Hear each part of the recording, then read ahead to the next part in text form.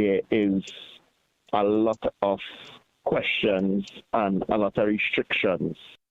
Of 44.04. The Dream lines up in lane 2 of Thursday's final. Those were your 6 a.m. news headlines. We'll have another news update at the top of the hour, right here on CNC3 and the TBC Radio Network.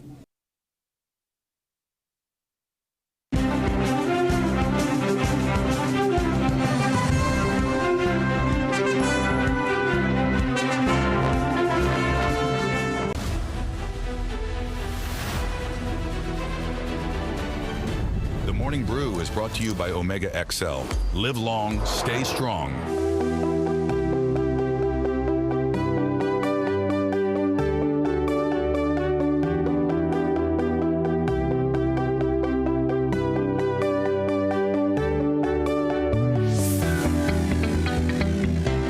Good Wednesday morning, Trinidad and Tobago, running in with energy, purpose, and always a smile. Yes, that's right. We say good morning. Welcome. Sit back, relax, at least for those at home today. And if you're on that particular early morning pace and pump, I hope you're able to get through it, whatever the task is today. And you have yourself a safe one. We always start with that call for safety, and we end also bidding farewell and again calling for safety as it pertains to everything we do, especially for those on the black carpet. Yet I'm still seeing people doing the most, driving hard, early wee hours of the morning. Come on, let's pace ourselves. Let's pace ourselves. Jason Williams signing in. I'm here with the team, and we go until 8 o'clock on this Wednesday morning, Wednesday the 17th of September, 2025. Let's see what's happening via the Trinidad and Tobago Guardian as we guide, and well, we are guided by the front page, guided by the Guardian. And I'm looking at some developments saw this last night on the news. And the Chief Justice, Ivor Archie, well, he says, it's been nice, it's been a good run. I think 16 or 17 years at the helm, the longest serving Chief Justice. And he is more or less, well, ready to retire. Not resigner. You know, there were calls for his resignation. But he says, you know, wants to pursue other adventures and spoke of, you know, the office and understanding the office and saying that the office doesn't belong to any particular individual and, you know, speaking about service. Yeah, so, you know, I guess based on the development, we thank him for the said service and wish him the best with his future endeavors. I know one man who's very happy. I mean, if it's one thing, it's no surprise. Well, in terms of the remarks, I heard the remarks yesterday. I was waiting to hear what Senior Counsel Khan would have mentioned. All right, that's well, head of the Criminal Bar Association, Senior Counsel Israel Khan. The man said in no uncertain terms, quote, "Go your way," end quote. I said, gosh, Mr. Khan, goodness. But he says it's nothing personal. You know, he was just looking at other elements within the, I guess, the tenure. And I mean, obviously, you know, it's a judicial system that is clearly overwhelmed. So, yes, I know many would put certain blame on the Chief Justice, but again, you know, he would have made certain improvements. He made mention of that in his speech yesterday for the opening of the 2025-2026 law term. But clearly, there is still lots of room for improvement, and we see the backlog that's happening with the system. We look at our brothers and sisters who are in the legal profession from the Southland, right? South lawyers call for smooth transition as the Chief Justice bows out. You know, obviously some issues there with, you know, court in the Southland, and they were calling for, you know, some treatment, some improvement in that regard. So, you know, lots happening. Page 4 and page 5 definitely littered with the story of this breaking development. He's reached the retirement age. I think he could have gone on for the next 5 years to about 70, but he decided to step aside. I think 65, 70 thereabout. He decided to step aside at this point in time. Oh yes, as a matter of fact, yeah, he says he has no reason to wait until I reach the age of 70. Yeah, that's the magical number. He could have stayed on for an extra 5 years, but he says that's it. Bon voyage. And as I mentioned, we wish the outgoing CJ the best in his endeavors. We look at other developments, of course.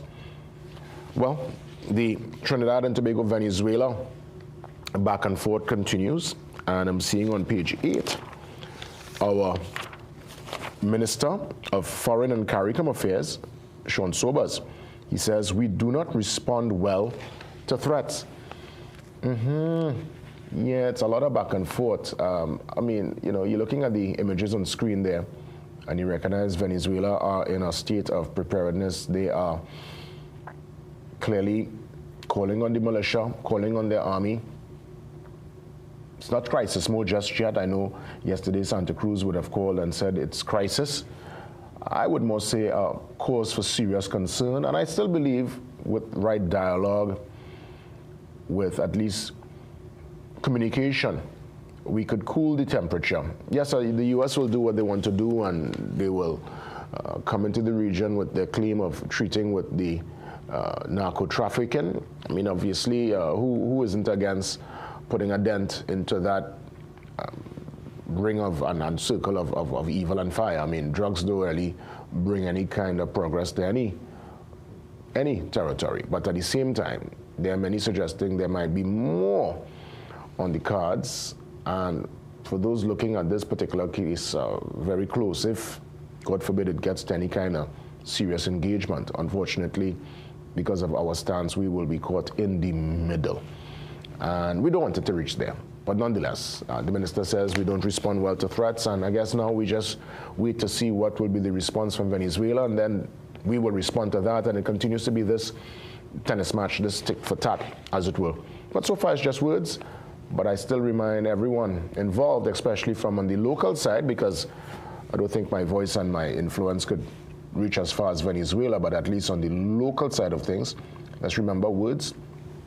There are consequences with words, and we have to be very mindful. Yes, I know we want to defend our sovereignty and show a certain strength and our prowess within this current situation, but I think we need to at least keep the lines of communication open. And so far, thank goodness, it's still very much open, because as it pertains to communication between Venezuela and the U.S., well, that's discarded. That's a wrap. But we still have our ambassador here, and there is, based on what the ambassador mentioned with Kijan last week and what we heard from the Prime Minister recently, she says, despite all this noise, relations with Venezuela and Trinidad and Tobago are good. All right, so, well, let's work with that and see how we could build going forward. I'm watching a story that engaged my attention here, and it's one of major concern, and we have, of course, the ASP, a matter of fact, Dixon, president of the Social Welfare Association. He's going to treat with the reshuffling that we saw with the top brass of the TTPS and the extended leave of ACP Meister. But I'm seeing a story here, and you know, despite all the amazing strides being made, and we saw officers up to last week helping out a motorist push their car, we know officers go over and beyond. Community policing, still very much relevant in certain areas, the police youth clubs, Officer Shabody, so many, you know, give up their time and their effort and go beyond the boundary to really be part of the solution. But when you have colleagues acting in a way that is unscrupulous, we have to hold them accountable, and you have to treat with them immediately. How you could tell me in this 2025, $1 million in marijuana disappear from the Barataria station, from a police station, right? The Professional Standards Bureau, hear this, is now investigating the theft of over $1 million worth of marijuana from the Barataria police station. The drugs were seized during an anti-crime exercise last week, and it went in there. It's apparently 82 black packets, 4 brown packets, and 2 transparent packets, and 1 red packet. 3 men were charged, but for some reason over the weekend, the weed pick up itself and ride out. It either smoke itself or decided to just walk out. Or the rats or cockroach or something, bat, cat, dog, I don't know. And this here now, you know, despite, as I said, I'm not one to ever use my platform to bring down and to come down on the TTPS. At the end of the day, their job is a tough one, and they come from the community. And I know there are many Most, as a matter of fact, despite whatever issue, they try their very best to go out and serve with pride. But you see, when these kind of stories come up, that's just human nature. People tend to lean into these stories. They remember this alone. And I'm asking the PSB and all those who are on this particular case, get to the bottom of it and hold those accountable. Treat with your colleagues the same way you see the prison officers, how the prison officers, when they catch a prison officer and around stand up, they just treat with them very severe. I mean, 2025, we're still hearing about drugs just coming out of a particular area in a police station. Come on, man, better than that. Better than that. And the next better than that I want to mention this morning is the image I saw coming out of City Gate with the plastic bottles. I must say kudos to Minister Jolene John, who is on the ball. She was on the ground, and she says the ministry is working hard to tackle what is clearly a rubbish problem. Now, the corporation, alongside with the ministry, I'm sure they would have had a coordinated plan to remove some of these sad bottles. They did that during the wee hours of the night. Let me tell you what they got from the drains.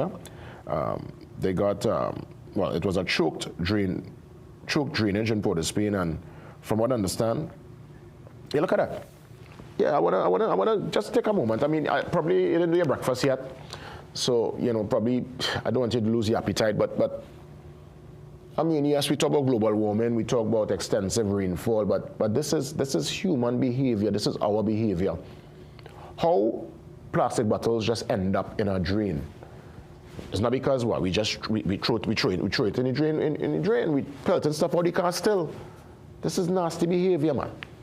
Unacceptable, unjust, unwarranted, uncalled for, unbecoming as a nation. This is not what first world behavior is about. And we talk about first world. It's not always about infrastructure and road network and tall building and skyscraper, you know. It is behavior. You won't see this kind of nonsense in Canada. You won't see that in certain parts of the world. Now, I'm not saying that these places are without issues, but that garbage, that where we have this way of pelting stuff out our car, you sit down by the side of the road, you just leave something there on the promenade, you drink, you leave it right there.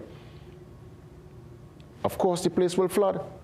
Look at this. I heard Nakisha, my producer, told me to pull out, was it a fridge you said, Nakisha? A whole fridge come out a drain in Maraval. Do me that, Trinidad and Tobago. Better than that. And I've been there. We have done features there via the Get Something and Pave, and we went right there. And it was the same conditions literally about a year ago. So no matter what you do, I think they clean it up. We was the last night. They went in, they take out all the bottles, but I guarantee you, I could put, I'm not a betting person, but I could put any money down that next week it might be the same condition there, and we need to change our behavior. Better than that? No, sir. No. Unacceptable. Let's move to the back page. Well, Dream the Dream into the finals, and we wish him the best. The youth man from Point Fortin. Every time I hear about Dream, I feel so happy. Yeah? Such a cool, collective young man. A real inspiration. You know, out there doing his thing, family man too. And, you know, one of Point Fortin's finest, we could safely say. By extension, obviously, Trinidad and Tobago. But at no point, that's your boy. So I always make mention of that to remind people that, you know, out of Point Fortin, you get some greats. And, well, in terms of the Champions League, it's back. Certainly, beautiful game yesterday, my beloved Arsenal, 2-0. The subs came off the bench. Goals from Martinelli and Trossard taking us to a 2-0 victory over Athletic Bilbao yesterday in Spain. Well done to the Arsenal. Also big victories there for Real Madrid, and a beautiful game between Dortmund and Juventus yesterday. Action continues today with Chelsea and Bayern Munich and a couple of the other big teams. So Champions League is back. We look forward. Let's head to the brief. The fishermen are definitely in the spotlight. Moruga fishermen are saying low prices, high fuel costs, but no disruption at sea. Despite all what's happening, the back and forth, the war of words, as it will, right now between ourselves and Venezuela, I know Moruga fishermen are concerned, fishermen in Erin are concerned, Cedrus. You know, there's concern on the southern border. But at least for now, they're saying the outside, no disruption just yet, but, you know, on the whole, you know, clearly, you know, they're not making a turnover. Prices, so, you know, the fuel, and they can't really go as far now because obviously you don't want to go beyond the maritime border and there's any issue with La Guardia Nacional, and so men kind of staying you know, they're kind of close to the coast. But, you know, the fisher folk, I tell you, I don't know what to say, and I applaud their job, their line of work. Trust me, it's no easy line of work, you know. But they're outside, and at least they can still function at this point in time. As mentioned, we get into that major discussion regarding the reshuffling, the movement within the top brass of the TTPS. ASP Gideon Dixon, president of the Social Welfare Association, will treat with that particular issue and this whole massive leave that ACP Meister is now on. Let's touch base with ASP Dixon. He's up next.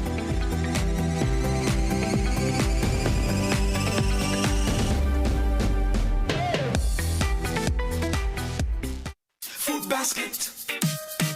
basket, nation's #1 supermarket, bakery, restaurant, meat market, fresh producers, everything fantastic. For everyday low price, things real nice. Come in once, but to come back twice. Wholesale, retail, everything for you. A real much I wanna shop where go view.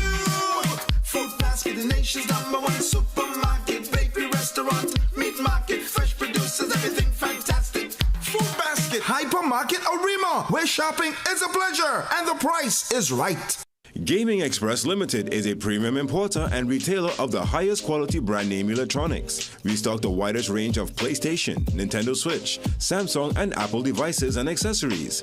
Visit us at Shop 52, Level 2, Gulf City Mall in San Fernando, or contact us by phone or WhatsApp message at 687-7480 or 301-9797 or 798-1280. Like our Facebook and Instagram pages for updates on products and services. In today's fast-paced competitive job market, certification courses provide individuals with flexible and industry-relevant learning options. Increase your chances of employment with a certification course at CTS College. We have over 50 courses in business, IT, do-it-yourself or professional development to choose from, all developed by industry experts. Courses start as low as $200 and can be completed in as little as 1 day, allowing you to acquire the relevant skills you need quickly and affordably. Contact CTS College today to sign up.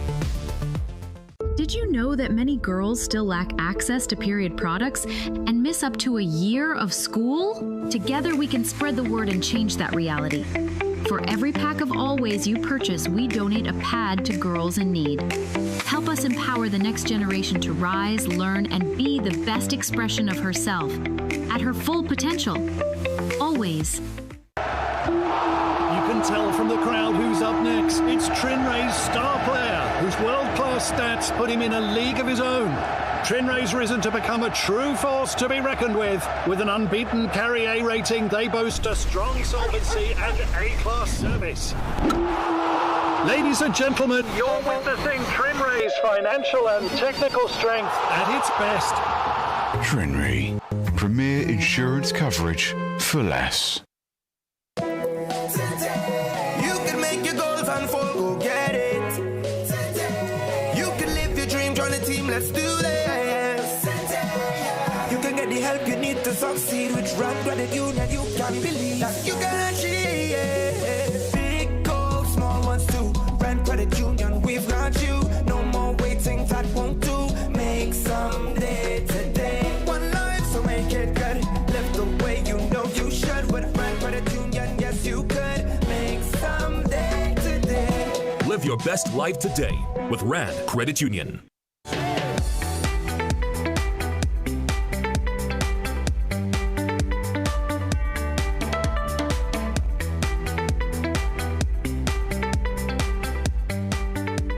Welcome back. Let's touch base with ASP Gideon Dixon, president of the Social Welfare Association under the umbrella of the TTPS. Officer Dixon, great to see you. It's been quite a while, but I'm happy to have you on the program this morning. And thanks for having me, GW. Thanks for your viewership.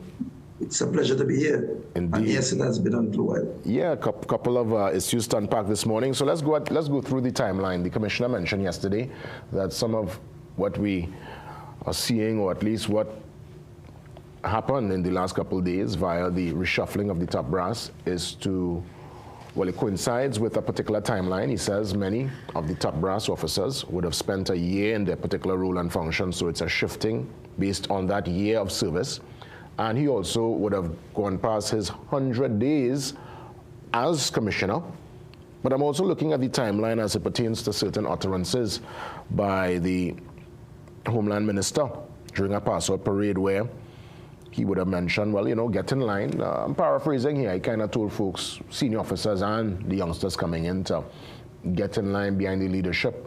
So I'm looking at the particular timeline and the thread and trying to kind of make sense of all of this. I know there's been reshuffling in the past, but out of the senior officers who would have been reshuffled, there's one who, from what I remember via the news cycle, there are questions to be answered with her particular role and function.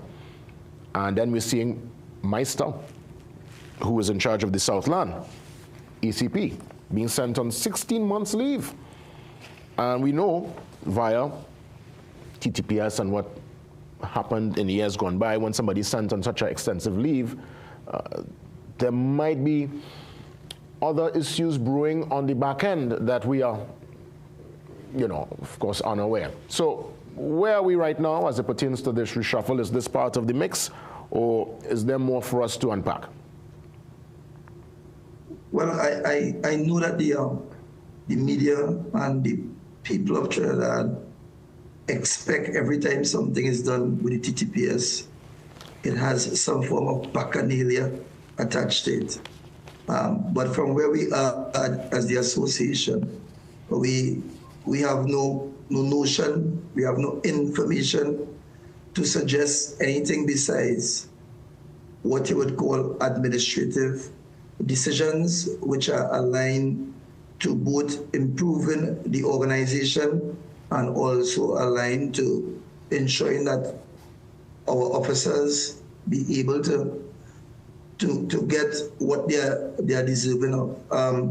So let's start with the reshuffling. So most of the officers who sat at the deputy commissioner's level have been there over a year in particular. And there is a body of work to show the results that they would have gained whilst sitting in such office. And under the directive of the Commissioner of Police, which is within his mandate to manage the organization, he believes that it is best at this time to do same in terms of reshuffling. And for all his moves since the 18th of June to present, they have seemed to align with good results. So we as an association will also hope that this will work again in favor of the organization to get the best results.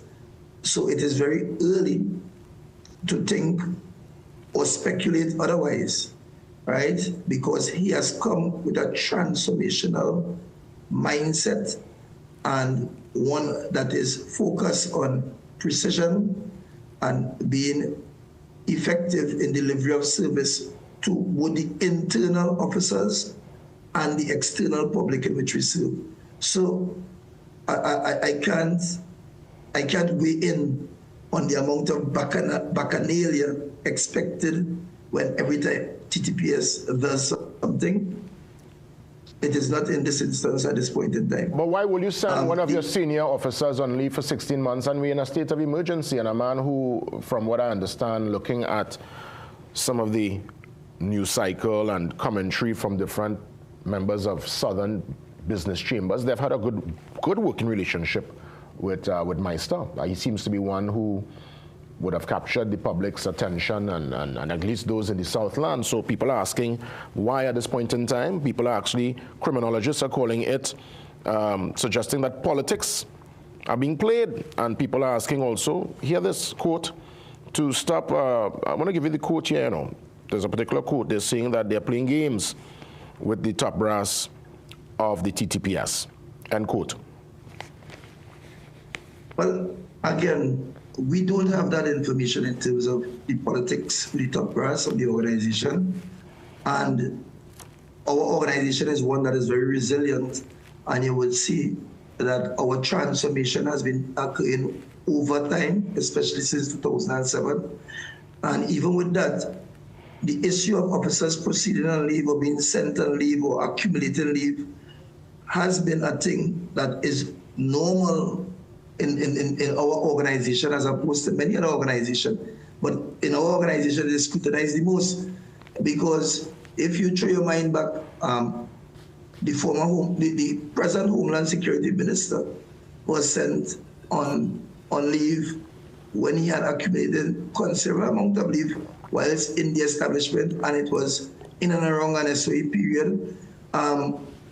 The reality of the situation is that because our leave have become restricted so much over time, you would find that officers going at 100 would accumulate leave, and it is in commissioner's purview to manage such leave. So we have other executive officers who are presently on leave. I could call at least two off the top of my head. Mr. Ramisa, who had accumulated a lot of leave, and Mr. Remy, who also accumulated a lot of leave. Mr. Meister has a lot of leave, and it is within the prerogative of the commissioner to send Mr. Meister on leave. Well, on that, I myself have, before I go there, I myself have a lot of leave. No, what I'm saying presently. No, all I'm saying is, right, there must be some kind of administrative oversight. So let's put Meister and yourself aside. The fact of the matter is, you're in a job. If you, how long is your leave? When your leave comes up, how many months? Right. I applied for 2 years leave. 2 years leave.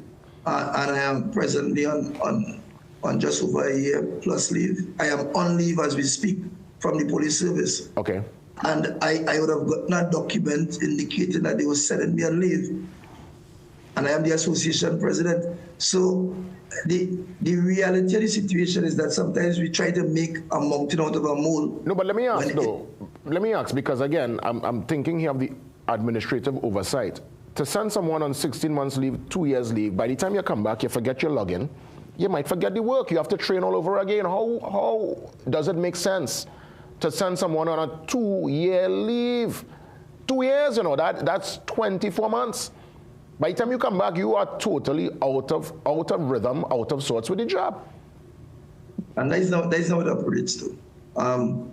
When you go on such leave, you have two different instances. You could go on such leave into retirement, and if you have age on your side and you are sent on such leave or you proceed on such leave, when you return, you are reintroduced into the policies that would have been implemented whilst you were out. So you are afforded the opportunity to be retooled and be placed back out there to operate. So we don't operate from the perspective of you have the leave, you are sent on a leave, when you come back, you know it's not going to just put outside here. And in most instances, a police officer who is career-driven, although on leave, stays in touch with the development of the organization so that when he comes back in, it will be a seamless transition. We have senior officers have been going on leave over time, and this is nothing new. Right, that is what I have to say at this point in time. Okay, understood. I mean, it's just obviously so much happening at the same time, so it kind of caught a lot of folks off guard. But I know there would have been reshuffles in the past. Let me ask, as it pertains to the elections, I recognize things went to court. There's been another ruling that you all can proceed. What's the latest in that regard? And if indeed there is that green light, will that election for the social welfare and all the roles within the organization happen before the end of calendar year 2025? I am very confident that it will occur long before the end of 2025. As a matter of fact, we have a general council meeting, a special general council meeting carded for this Friday. And in that general council meeting, the membership will determine the date of the election. And I am hoping that it will be one around the corner, right around the corner, as opposed to anything beyond November, December, right? For that reason, we went to court and the judge ruled in favor of the TTPS SW on all counts. The matter that was brought there by a team contesting the election. In terms of Mr. Ramison not being able to contest, we felt that he could have contested. We won that. The matter in relation to municipal SRPs and transit officers not being members of the association and being able to participate in the election, we won that. So we were very confident from the onset. And at the end of the day, the judge ruled in our favor. The show goes on. I know that the teams, the slates are ready to get back at it, and they want to do it in short order. So from that perspective, our organization was able to withstand judicial scrutiny, and we are in a better place to move the process forward. So now we understand and have a greater appreciation that the things being done by the association are so much above board that it was able to withstand the scrutiny referred to, and we can move the election and have new persons in place to carry the body forward. Indeed. ESP Dixon, as we wrap things up and as you will be the outgoing president, when you look back on your tenure, what you feel most proud of? What's your contribution, as it were, when we look back at your particular tenure as president? I think that I was able to mesh or to integrate the social aspect of the police service social and welfare association. For many times in the past, you have had persons sitting in a chair who just operated within the box and didn't try anything innovative. So we were able to partner with TTMB, partner with Community Hospital, partner with Guardian Group. We were able to introduce where officers who proceed on long leave, the next person in line could be promoted into that position. We were able to ensure that promotion in the organization occurred over time. Is the most promotions ever occurred under the mandate of the association setting. And so we feel very proud. We also have a building in Tobago which is now a business venture bringing in revenue. Our gas stations are doing pretty well. All right. A lot of things have happened under my tenureship. It could not have been done without the team and the support of all our subcommittees who went out there, particularly our committees in education, our committees in welfare, our committees in events. A lot of things occurred. It is historic. It's too much to really pronounce on right now, and you wouldn't have sufficient time. Well, again, kudos to you. Thanks for this service. I know you'll continue in your particular role as officer under the umbrella of the TTPS regardless, and we definitely will keep in touch and we'll monitor when the election process takes place. All the different folks stepping out could always have a safe space to come and speak to the audience right here on the show. All the best, ESP. Excellent, man. Thanks much. All the best to you too. Same to you. ESP Dixon, touching base, so outgoing president of the TTPS Social Welfare Association. Well, up next, chairman of the CRBC, Vivek Sharon. We're dealing with Forex legislation, Forex cartels, and this disclosure of who's getting the big Forex. Let's touch base with Mr. Sharon. He's up next.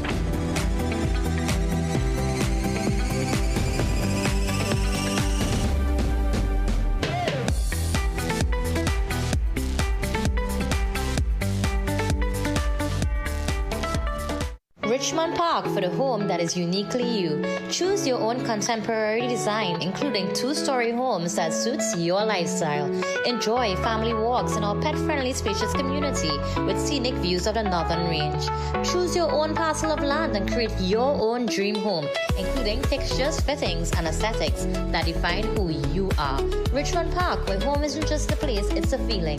Madras Road, Canopia, Airport, and shopping centers nearby. Call 355-7703.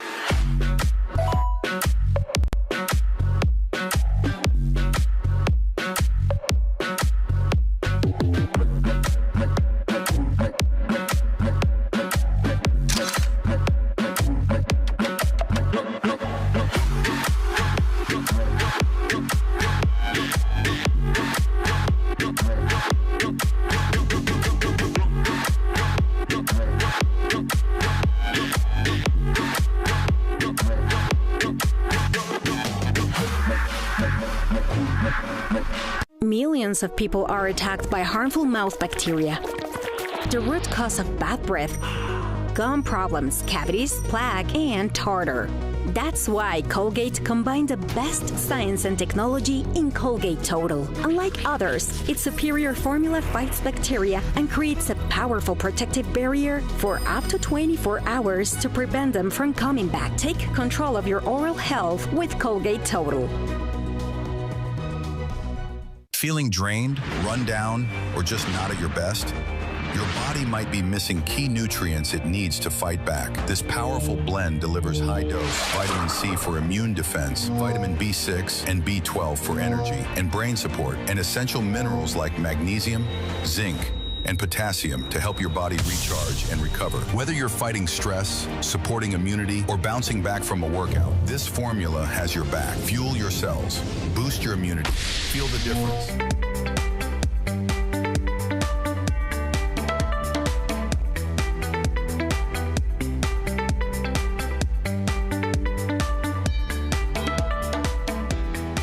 Welcome back. Let's get into that very important discussion of Forex. And we welcome Chairman of the CRBC, Vivek Sharon.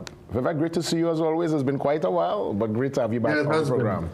Good morning, Jason. Thank you so much for having me on this morning. Good morning to you, Vivek. Now, let me ask you, Chairman Sharon, I want to say the recent developments in terms of government looking to at least push legislation, you know, because they can't do it, obviously. There are certain confidentiality issues that will prevent any government from naming who are the big users of the Forex. But obviously, they're pushing towards that for a more transparent scenario.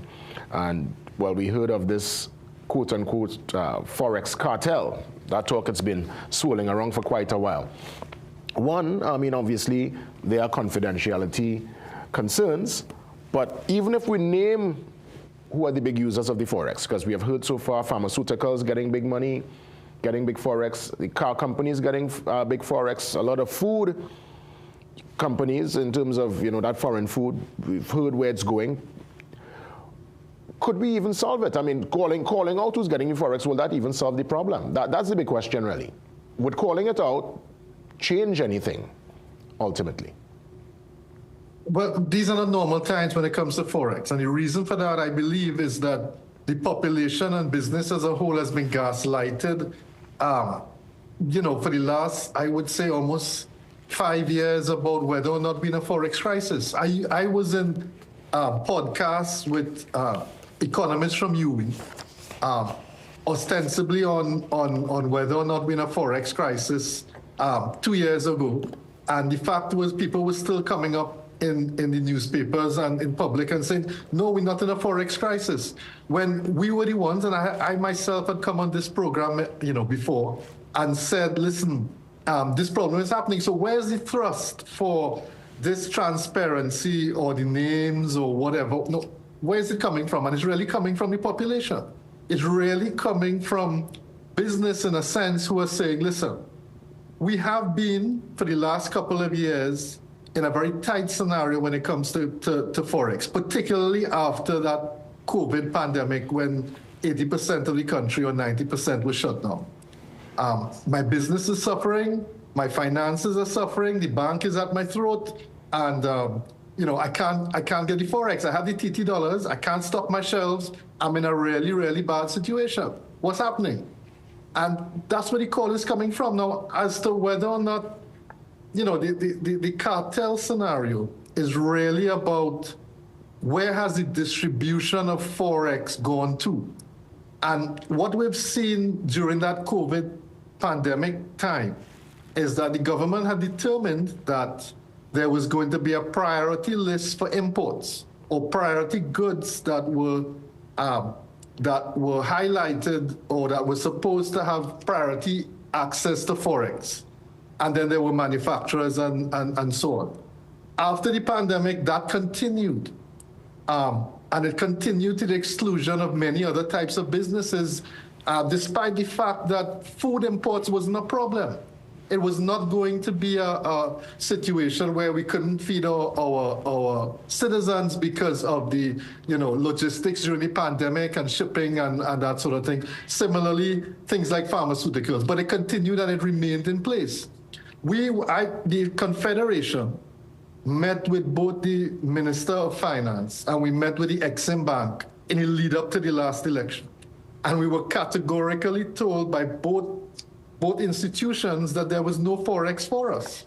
So what are we going to say, Jason, when you go directly to the source for help? You're telling the source, listen, this is the situation that we're in. It's pretty dire.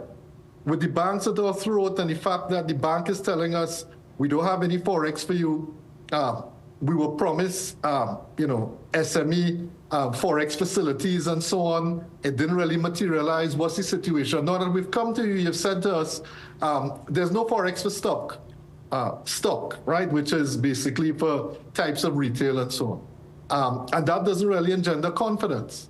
And if it doesn't engender confidence and people are on the brink of panic when it comes to their businesses and the financial situation that their businesses is in, because it's about logistics, right? You have to keep thinking 6 months in advance, particularly if you're importing stuff from the Far East or wherever.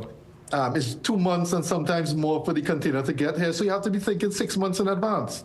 And that's why people panic, because they're saying, if I can't get the Forex now, I'm going to miss my crucial windows. I'm going to miss my Christmas sales. I'm going to miss my seasonal sales. And then what's going to be my situation for the rest of the year?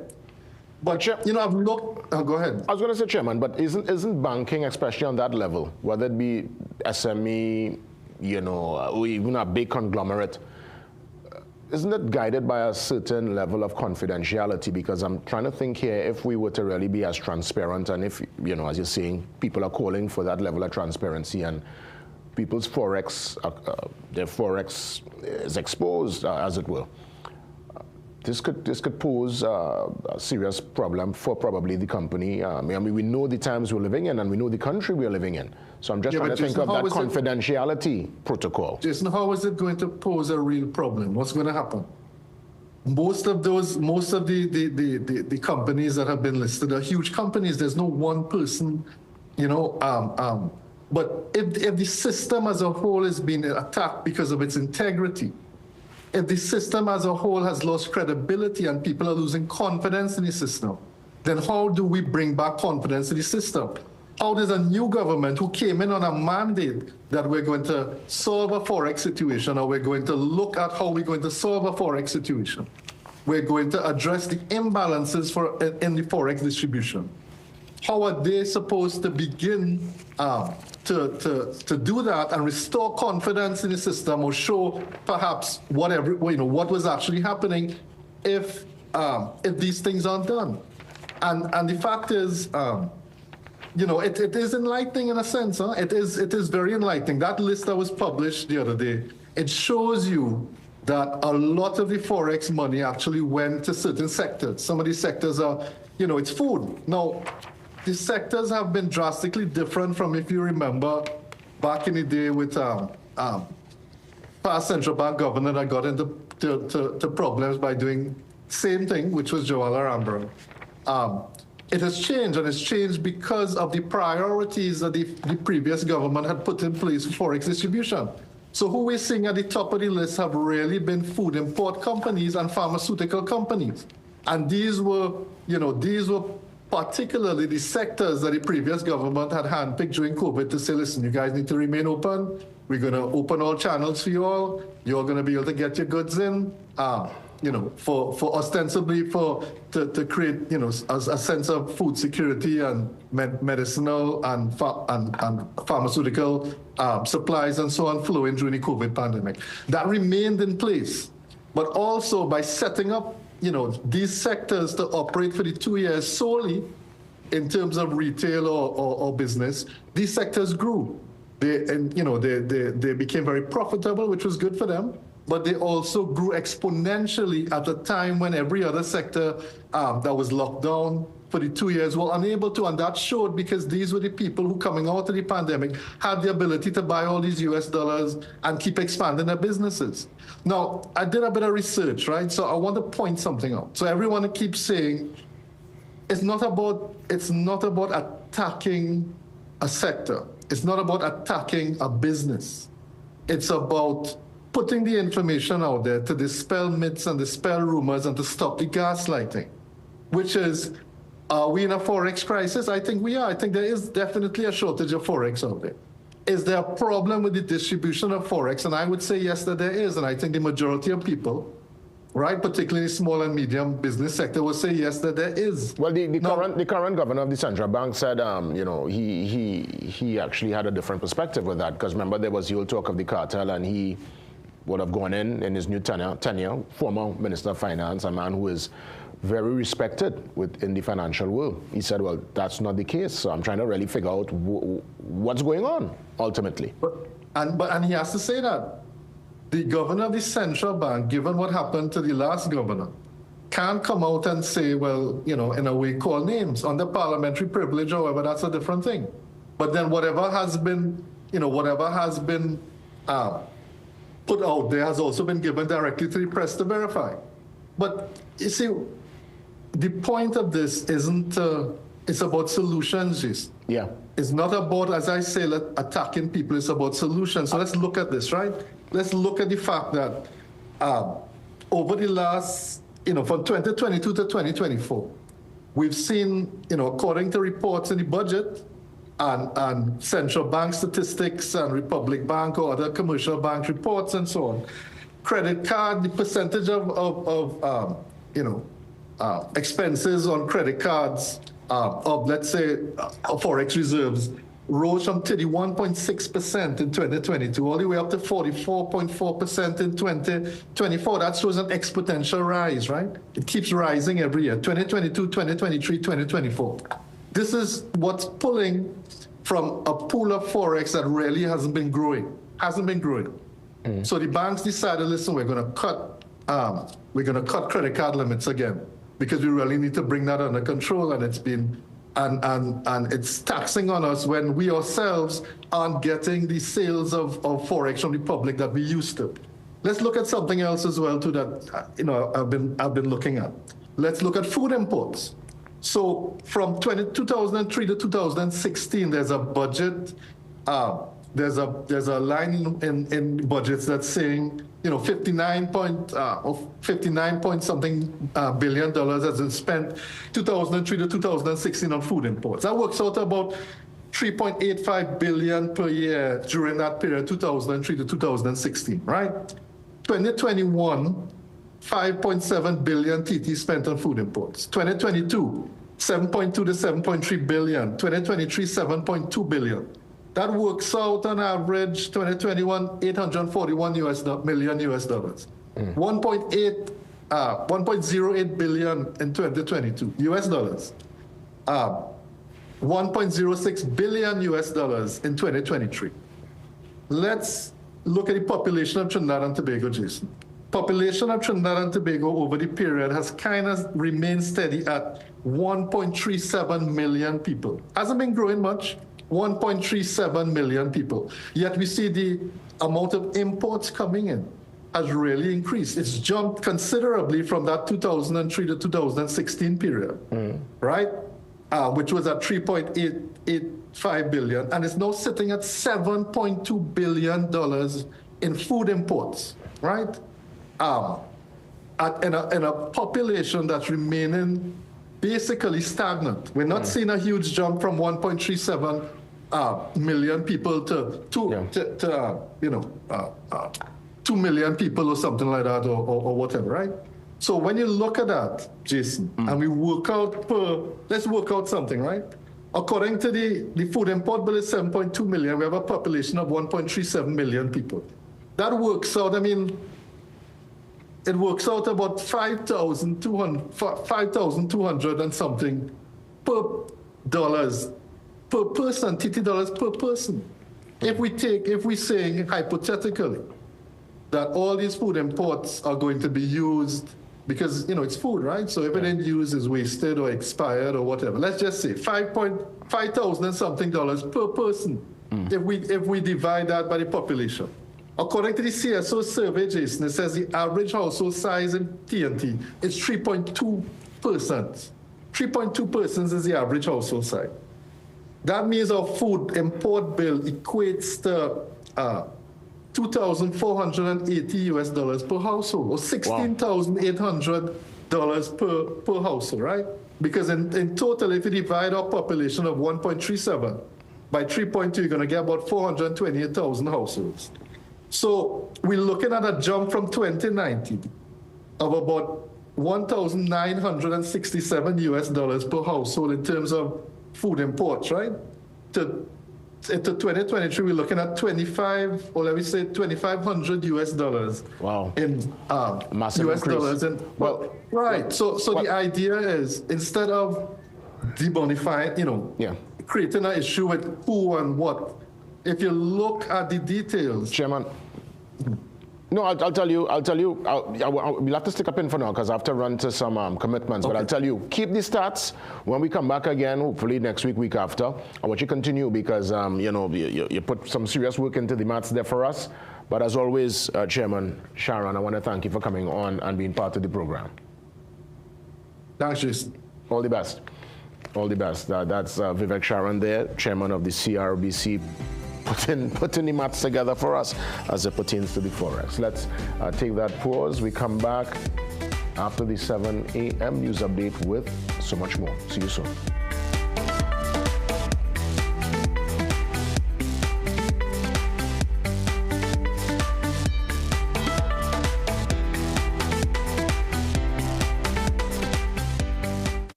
There's a new Cricks back with colors that pop. Yeah, say colors that pop. Same great Cricks that's in all your shops. Shop all your shops. Fresh new look, delicious to see. It looks so good, it's delicious to see. With toppings on top of them, I'm real hungry. Yeah, boy, real hungry. Cricks, new pack is a hit. Best food, yeah, so no sick. Ready for the short thing to fix your mix? Just reach for the new pack. Reach for your Cricks. Get your Cricks today. New look, same vital supplies. At Cruise Inn Hotel and Yachting Center, we're all about time. In fact, once you check in, there's no time to lose. Reconnect with a little family time. Make a splash with some pool time. Spend some treasured quality time. Or just immerse yourself in some quiet time. Indulge your senses at dinner time. We even have the perfect venue when it's your celebration time. So it's high time you visit Cruise Inn. Choose our day pass or call 607-4000 to make your dinner or hotel reservations or to find out more about our event spaces. Take a time out at Cruise Inn Hotel and Yachting Center. The detergent smells nice while washing, but when you use the new Downy Intense fabric softener, with its new multi-capsule fragrance, it releases an intense scent that lasts twice as long. With the new Downy Intense, you'll enjoy a rich and delightful fragrance that keeps you feeling fresh 24/7. Need to upgrade to a better phone system? Contact the experts at Voice Outsourcing. In office or remote, our phone system allows you to take every call. Grow your bottom line by offering excellent customer service. Call 217-1895 or 628-8182 or email today. Crack the science of stronger hair. New Fructis with keratin, protein, or biotin in reloaded systems. Up to 72 hours frizz control, 48 hours definition, or 72 hours thicker looking hair. New Fructis by Garnier, naturally. Okay, I see you. Okay, let me see you, Cherry Hill. Yeah, now take it back. Let me see you rock off, shake off, shake off. Let me see you rock off, rock off. Let me see you kick right, now kick left, now step forward, now step back. Lucozade, bring the energy. We are your one-stop, most convenient, most helpful, most caring community pharmacy. Our pharmaceutical services include dispensing medicines, repeat dispensing, clinical governance. But we also have a fully stocked convenience store featuring our refreshment aisle, grocery lane, personal care products, toys, pet supplies. We are most conveniently located out of the traffic, just 2 minutes off the highway in Heartland Plaza, in Deva Chaguanas. Contact us on 220-8705 or 470-5938 and visit us soon. Welcome.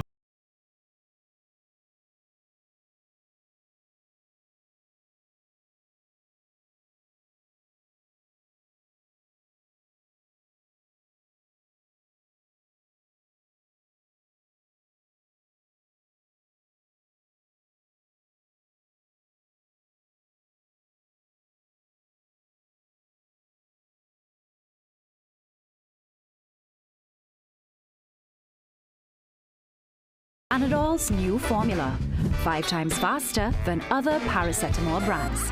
There's no time to waste during special moments. When I need fast pain relief, I choose Panadol Rapid. With its new formula and exclusive technology, it's 5 times faster than other paracetamol, giving me effective pain relief. And it's also gentle on my stomach. Because my greatest gift is giving them special moments. Guys, how do you rate your performance in the bedroom? Performance matters. With just 1 daily dose of Vital Dur, you'll rev up your libido. Vital Dur's blend of natural superfoods to boost energy and increase sex drive. Get your bottle of Vital Dur now.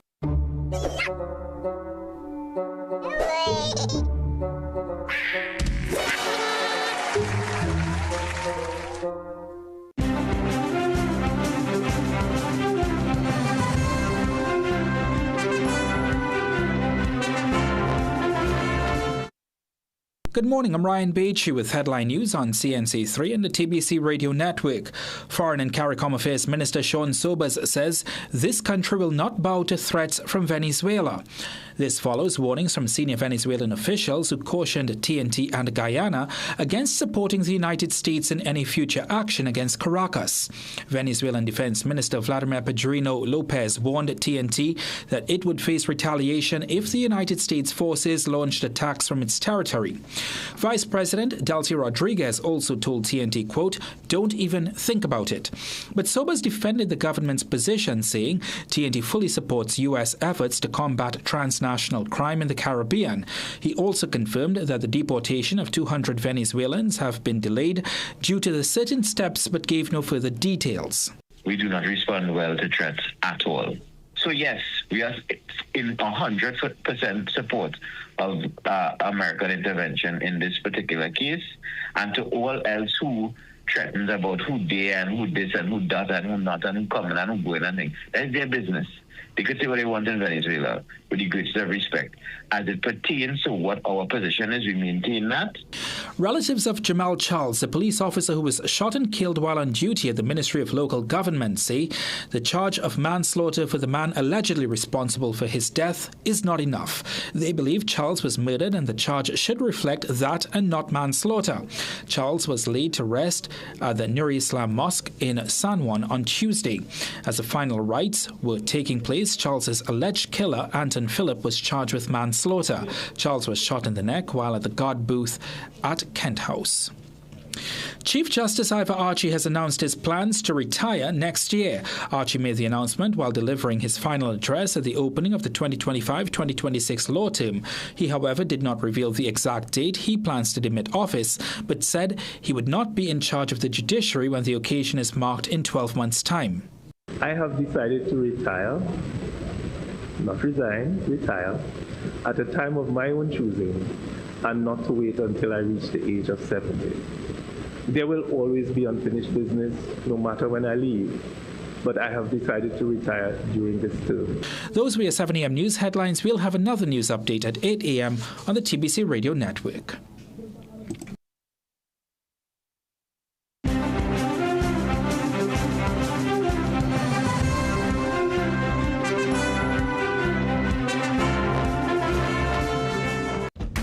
What if your best hair day was every day? Elvive Hyaluron Plus Plump with hyaluronic acid. 2 times more hydration transforms your hair for up to 72 hours. Work that bounce. Elvive Hyaluron Plus Blonde by L'Oreal Paris. You're worth it.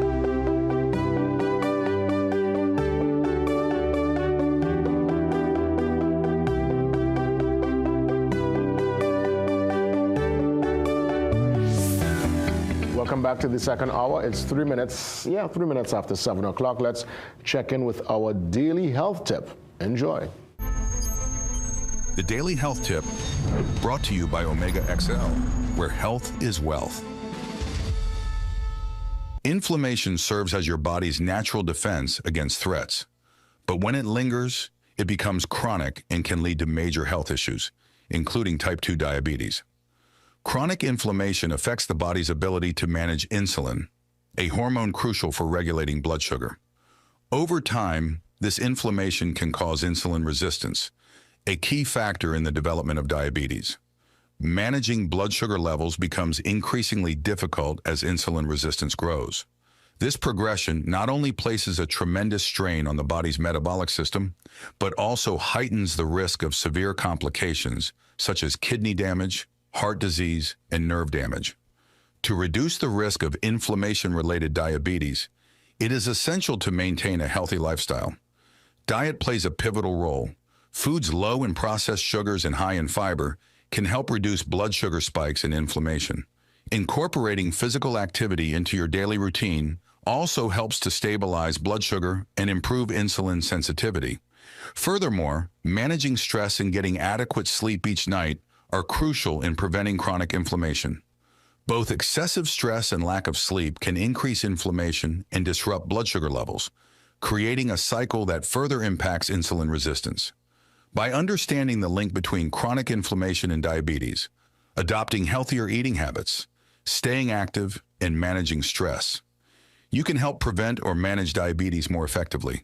This proactive approach is vital for maintaining overall health and preventing further complications. This health tip was brought to you by Omega XL. Live long, stay strong. Celebrity Health Secrets with Giselle Laurent. I have found that together with exercising, getting enough sleep, and a diet rich in omega-3s can definitely help you live a healthier and happier life. Omega XL provides pure, powerful, potent care. The Daily Health Tip, brought to you by Omega XL, where health is wealth. Where health is wealth. We're going to take a quick pause and come back and get into some giveaways. Yes, I got the gift card for Chuck E. Cheese and the Restaurant Holdings Limited voucher, this time for Little Caesars Pizza. So, giveaway time when we return. See you soon.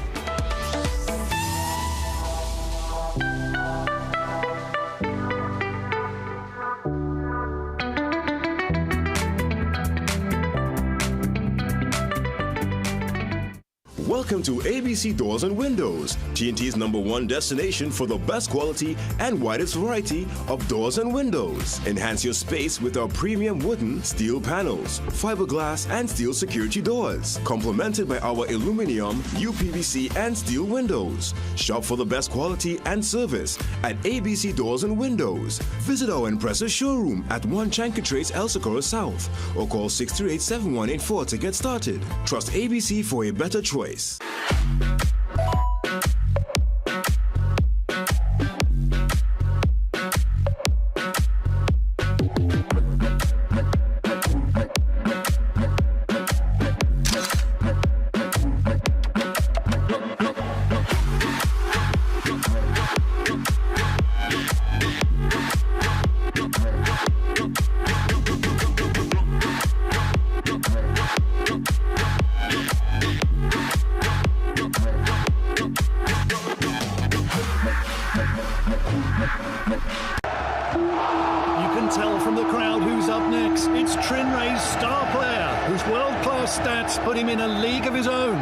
Trinidad-Venezuela's risen to become a true force to be reckoned with. With an unbeaten Carry A rating, they boast a strong solvency and A-class service. Ladies and gentlemen, you're witnessing Trinidad's financial and technical strength at its best. Trinidad, premier insurance coverage for less. This is not a procedure. It's just a hard-working cream. Revitalift Triple Power with pro-retinol, hyaluronic acid, and vitamin C visibly reduces wrinkles, firms, and brightens skin in 1 week. Ladies, it's time to ask for more. Revitalift Triple Power by L'Oréal Paris.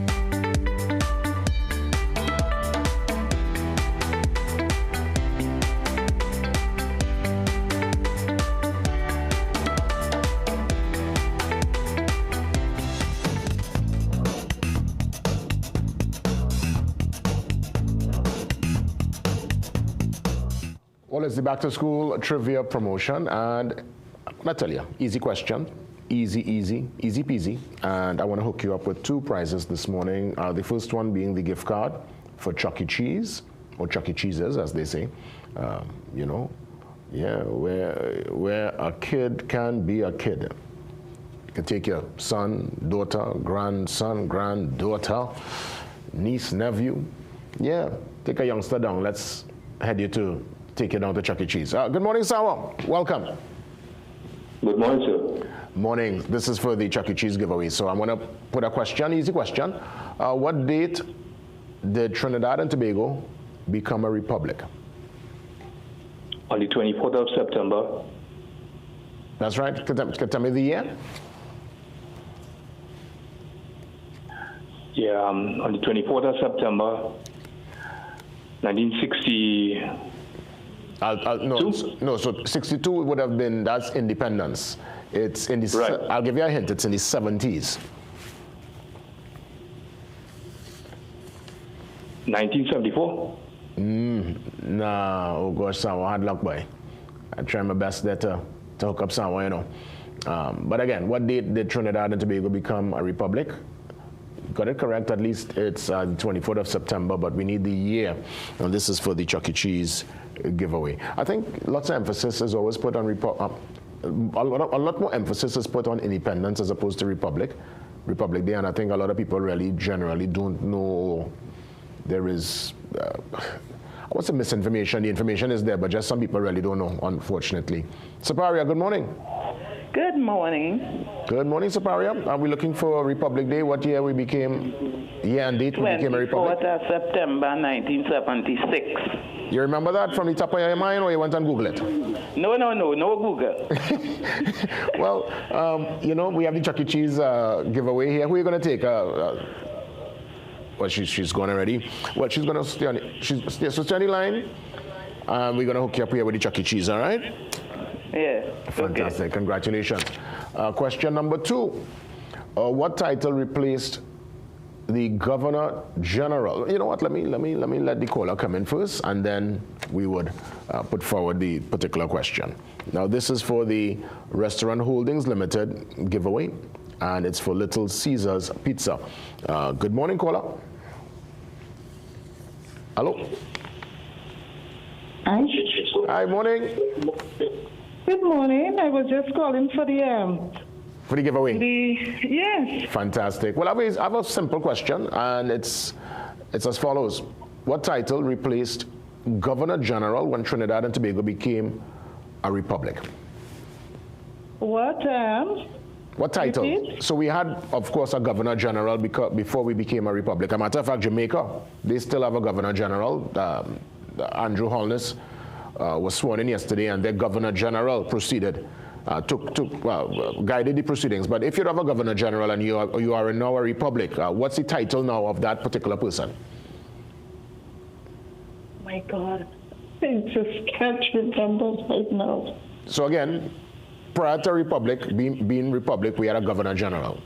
Somebody would have transitioned from Governor General to what we have now, instead of a Governor General. Oh, good, Papa. Wow, this one, we're going back to social studies at TNT. We're going back to social studies here. Good morning. Let's give you a chance to get in. I thought this one was real easy, though. This one I thought was Ariel Sakai. Let's head to Trin City. Good morning, Trin City. Good morning, Trin City. Oh, Yes, good morning. Good morning. What title replaced Governor General when Trinidad and Tobago became a republic? Of course, President of the Republic of Trinidad and Tobago. That's right, yes. So, you know, that title will now be transitioned to President. And you're correct. So, Little Caesar, pizza, this is yours, my friend. Stay on the line. Yes, to the last caller. Remember, when you are not a republic, so like, let's say, so Guyana, they're a republic, they have a president. All right, we have a president. Barbados, a matter of fact, they're also a republic. Recently, I think Dominica, if I'm not mistaken. And well, strangely enough, Jamaica. You would think by now Jamaica, you know, would have republic status, but you know, the Governor General is still the quote-unquote head of state, but you know, really the Prime Minister is the one who runs the show there. So yeah, some interesting facts, interesting information, and yeah, we'll keep the giveaways going. I think we'll have another one, I believe, on Friday, so stand by. Up next, though, we head across to beautiful Tobago. Tobago Talk, someone Tobago Talk. We listen, we welcome Curtis Williams, President of the Tobago Division of Chamber of Industry and Commerce. Curtis Williams joins me next.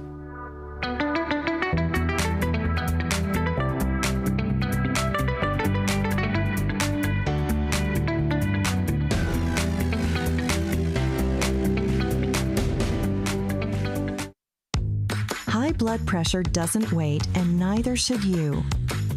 Aja Nutrition's blood pressure support is crafted with a clinical strength blend to help you take control naturally. Gentle on the body, powerful for your heart. Blood pressure support by Aja Nutrition. Naturally strong.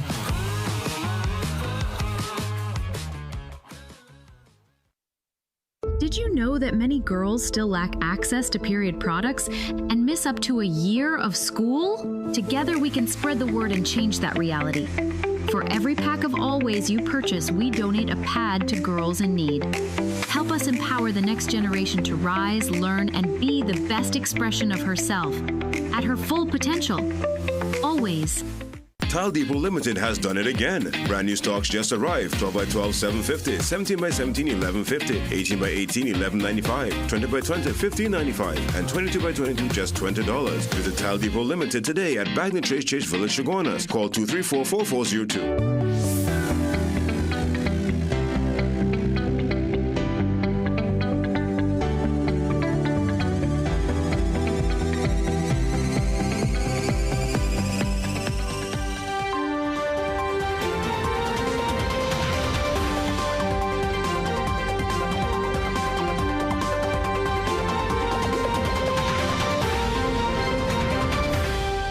Well, this and every Wednesday, Tobago Talk, someone Tobago Talk. We listen. Curtis Williams joins me on the Zoom line. Curtis, of course, is the president of the Tobago Division of the Chamber of Industry and Commerce. Mr. Williams, President Williams, great to see you. Good morning. Hi, good morning, Jason. Good morning to your viewers and listeners. It's a pleasure being on air.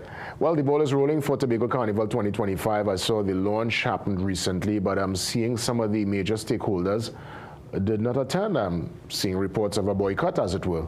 Is that the case, Mr. Williams? Jason, I was there. I was present, so you can't say the major stakeholders was there. But the launch was successful. The uptake from the launch was very, very much interesting. I was really pleased with the launch and the numbers coming in. Jason, this year we will have over 30,000 folks coming across to Tobago, and the carnival have grew significant. It's bigger than we expected. So hence the reason why you will see a lot of spaces, empty air happening in the space. We are working with Caribbean Airlines. We are working with the Port Authority to manage that movement of people between Trinidad and Tobago and all those folks who come in from abroad. So, Jason, the carnival is no longer a committee where you used to have people who volunteer their time. And, you know, they will do it probably maybe 6 months before the event or 3 months. This event have to be planned from the day go. So the minute we finish one carnival, we're supposed to start planning the next carnival. Yeah. And it has to be some aspect of full-time folks on this, on the committees. So I am seeing the thing grow tremendously, and to move 30,000 plus persons across the island, Jason, that's not an easy thing. Yeah, it's going to be a major task, but I'll get to that in a few. When I mention stakeholders, I know people like yourself will be there, but from what I was looking at via the news cycle, people who are involved in the carnival, like the mask makers, those people who literally run the show. Again, I wasn't there, and I'm really, looking forward to your commentary on it. I heard certain key players were not present, and if so, why people wouldn't show up for our launch? Well, we had they had samples of the bands and them that would be performing. We had samples of the Calypsonians and them. There were some other bands that's supposed to be there in terms of who would be on the road. Some of them were not there, but we had samples of the other masqueraders them throughout the launch, and I think it was well executed. I was pleased with the launch. Okay. I know that it was last minute. I mean, some folks got invitation late. And so they were trying to put the packages together to get them their what do you call them, those models up, and they didn't have time to get that up. But other than that, the launch was well taken,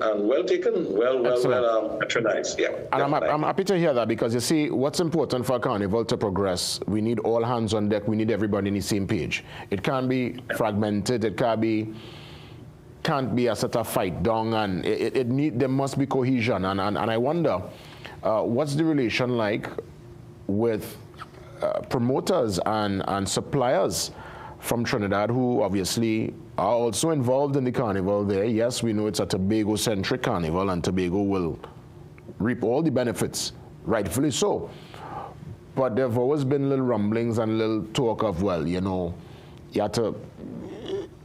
have to, well, I mean, I think it makes sense, obviously, to collaborate with someone from Tobago on an event, but I'm just talking here generally about the actual working relation with those who are involved in the mass here in Trinidad and those involved in the execution of the carnival, as it were, in Tobago. What's that working relationship like? Jason, you're correct.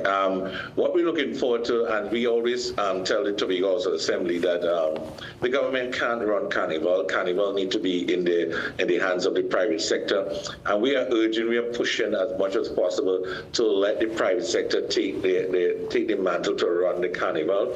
And if we look at other carnival across the region, across the world, the Toronto Carnival, we see how important the private sector plays a very important aspect in running the carnival. So we tell the THA, hey, it's time for you to hand the mantle over to private sector and let private sector do the management and the execution of the carnival. Because once it's government, you have all the little intrigues going on, you have all the little politics passing and all different things that don't make any sense. Government is not for profit, so you will have people thinking that it's just a mere fact of coming for a grant, and every year they will come and just asking for a grant upon grant. But the grant is ready to bring up the small business, and then once you get established in the space, you're now supposed to generate your own funds to move ahead. So you're not supposed to be looking forward to a grant every year. It's just for those who coming into the space. We assist you to come there to get your presence, and then you go to the next level. But and that's what entails all the promoters. We want to bring all the promoters, all the bands, and I think if the carnival is more put to the private sector, push it to the private sector, and leave the THA out of it, and it will be, I mean, it will get better and better as we go. But so far, THA have a big involvement in the carnival, and we're hoping that they will be able to push all that big involvement to the private sector, and the private sector is ready. Jason, we are excited and ready to take this thing and carry it to the next level, That's right. I mean, clearly the carnival is bursting at the seams. If you mentioned 30,000 showing interest in the festivities towards the end of October. So let's now speak a little more in depth. Airbridge and Seabridge, I know you said, all hands on deck in that regard. What's the conversations like with Carl? Are they putting extra flights on? And are we going to get extra ceilings to the Sister Isle to bring everyone, at least from Trinidad, mainland Trinidad, and then I would imagine those coming from far removed on the international flights? Jason, we at the Tobago Division, we have constant dialogue with the Port Authority to get extra sealing. The port did place some extra sealing, and the minute those were placed online, all gone. They were big grabs.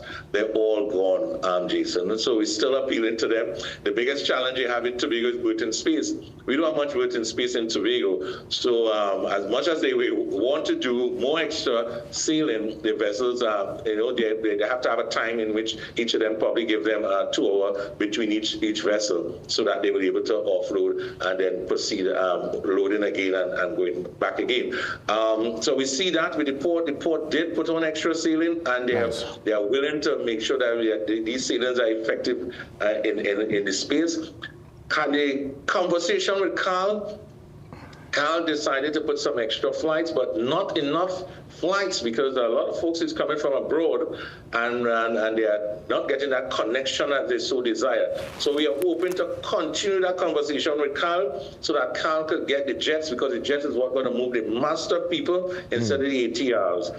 And the amount of jet could move as compared to an ATR. But again, it's logistics and logistics. That's why I said, Jason, the carnival is not all for volunteers anymore. This is a logistic thing, and we have to have proper folks sitting at the helm who understand logistics and who are being paid to get this thing done, and not someone who volunteer in the time and when they finish, you give them a pat on the back or a cup of coffee. That's not what it is now. This is serious business that Tobago Carnival reached to the stage that we have to have professionals in this space. A pat on the back or a cup of coffee. You crack me up on that one there, President Williams. I want to ask you though, what about the beds for the heads? Is there enough accommodation on the Sister Isle to facilitate the 30,000 plus coming for the carnival?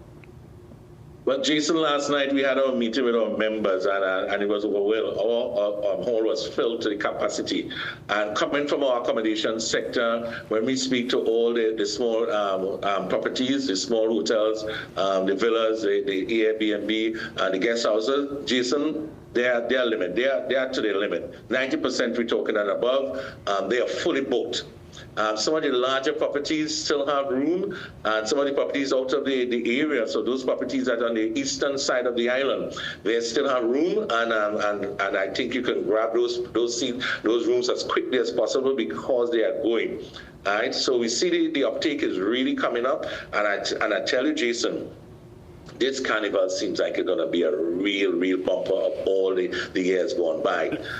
We are asking the law enforcement, we are asking all the authorities, all the fire service, they need to put the necessary in place because the crowd that I'm seeing, the numbers I'm getting from my members, or the bookings and the amount of accommodation and space needed on the island for just this October carnival.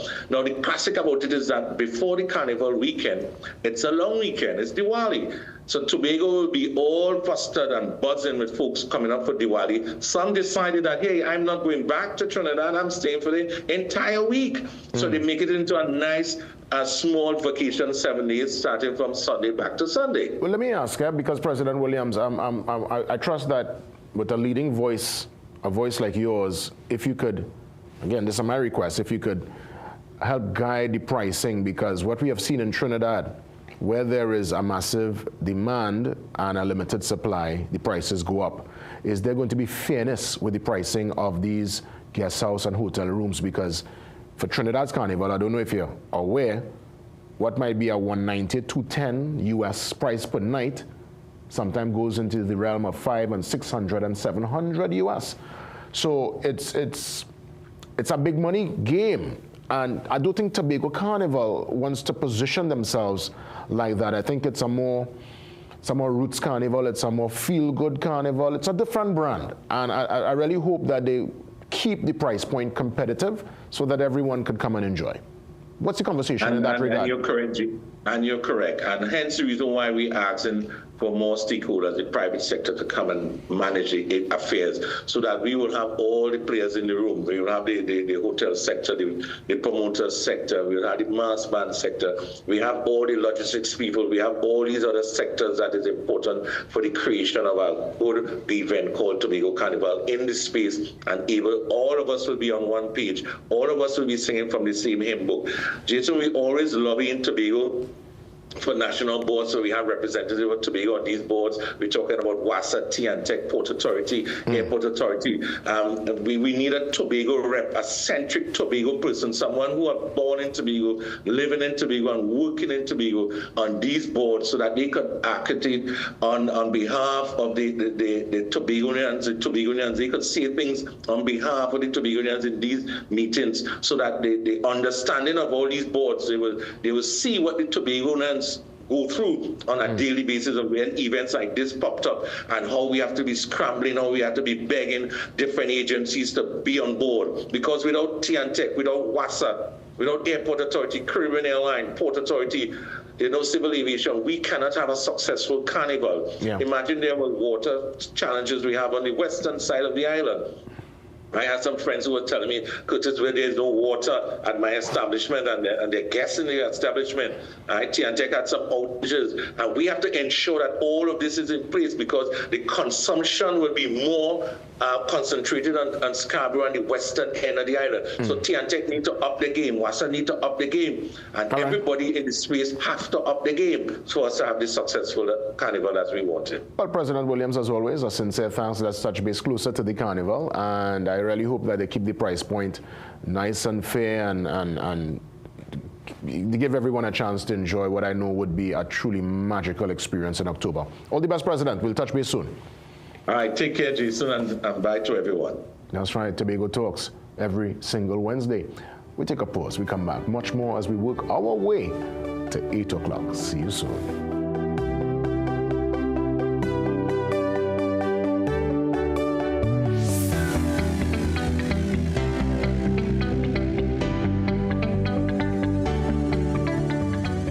Magical Expressions Limited is the largest local importer and distributor of fresh cut stems, offering the widest range of beautiful flowers at the most affordable prices. Call us today at 701-6488, 701-6680, 728-6786, or visit our website to order.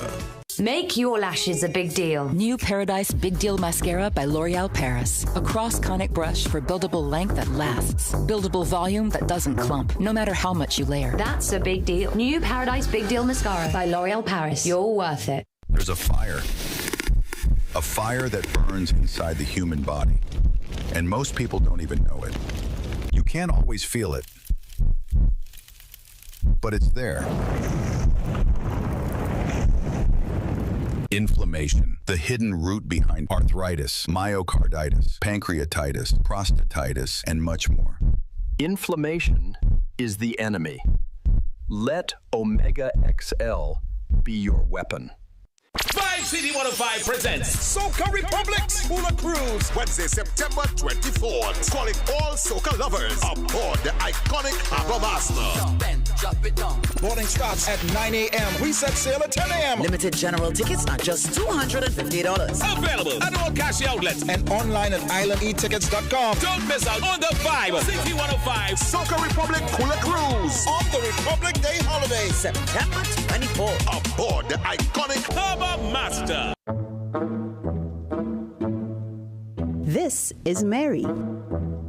Mary has bills to pay and takes a chance parking in front of the building at the no parking sign. Mary returns to her car, and this is what happens.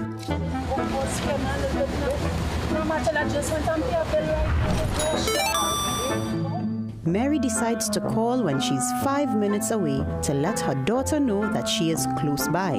But Mary forgot one thing. Boy, second ticket for the day. I don't know, no? I really don't know. Well, I tell you. After 2 tickets, Mary just isn't paying attention to her speed. You still have fixed penalty noted, fixing speed like 15 kilometers. You have 30 years to pay, 15 years to contest.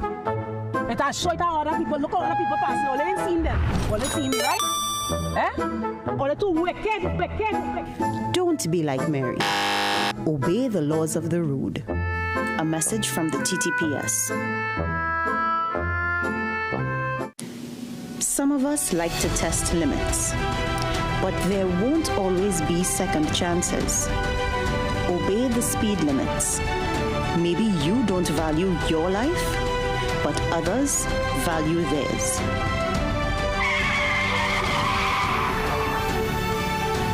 A A message from the TTPS.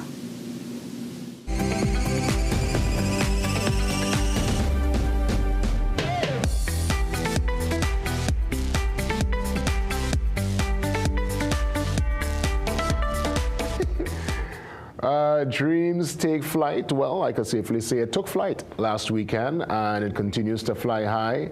Southland, they're coming your way. I mean, many in the South, they say, well, Tongue does get everything, and I'm to South. Well, I'm telling you, get yourself ready for this weekend, and we have with us to give more details. We had, of course, some of the cast members last week. We welcome Leslie Lewis Allen, choreographer and cast member. That's a word, Leslie. I used to have to take my time with, choreographer. That is time. That word has to have people, Yeah, so, yes. Leslie, great to see you. And, I mean, no stranger to the program. Rashad is here with me from Lujo and the Gifted. I mean, Rashad, I don't even know how yourself, Luke, and the team memorize all them tune. All those lyrics for all those songs, bro. Right? Sometimes you just study, yeah? And then come back. Come back to school. Yeah. Amazing. So Rashad is part of it. Let me ask you, Leslie, based on the feedback, the engagement last weekend, I mean, obviously, I know you all got the ball rolling. How you felt? What was the takeaway coming out of this last weekend show? Yeah, I think it was a great experience. One of the things I really appreciate being part of the cast and, doing choreography, which is basically just instructing people when to put up a hand and when to put it down, but because we have such a great cast, some seasoned performers on the team, and it's a great energy coming from the band. I mean, it is my first time working with Lujo and the Gifted, and I think, everyone's energy just meshes well together.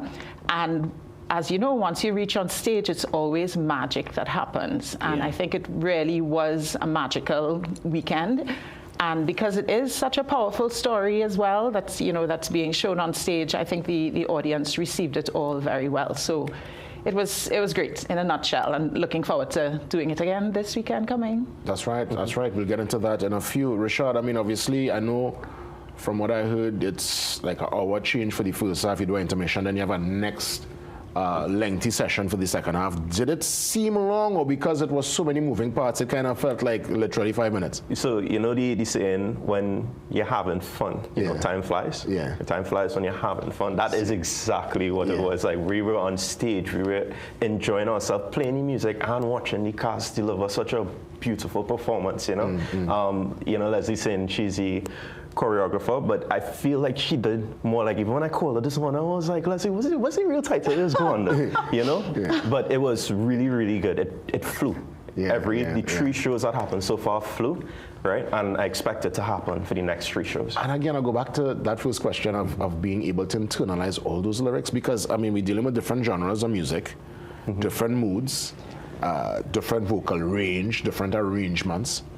And literally, plenty of it is based on the lyrics of these songs, bringing these lyrics to life. Bro, I think one of the good things, because there are lots of popular songs, I'm sure even you will come to the show and be singing along and be wondering, how do you know those words, because it's really lovely chosen songs from over decades, but things that people know very well. So it's not so hard for us to memorize, because people themselves would know it. It's also multiple genres and facets of music as well. To see, not only just getting regular pop, contemporary, getting things from country, even getting some stuff from musicals, from like Lion King, Les Miserables, all these different things. So it's like I believe there's a song, there's a thing for everyone. For everyone. Yeah. Well, dreams take flight, and we're all going to take flight again this weekend. Leslie, give me some details as to start time, where we getting tickets for this weekend. Yeah, so this weekend, as you said, we are in South at Sapa. So, of course, tickets are available from Sapa. You could also get tickets at Arazi. And our show times are Friday and Saturday start at 7 p.m.